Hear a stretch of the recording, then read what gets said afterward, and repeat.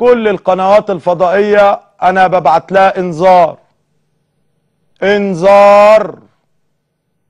القنوات الفضائية الخاصة، عشان محدش يقول توفيق عكاشة ما بعت لناش انذار. انا هعمل مليونية لمنعكم من دخول مدينة الانتاج الاعلامي اذا ما اتظبطوش. والله 3 يمين بالله لا هعمل لكم مليونية قدام مدينة الانتاج الاعلامي، ومليونية يعني مش هنجيب 20 30 واحد يقف، اذا ما اتظبطوش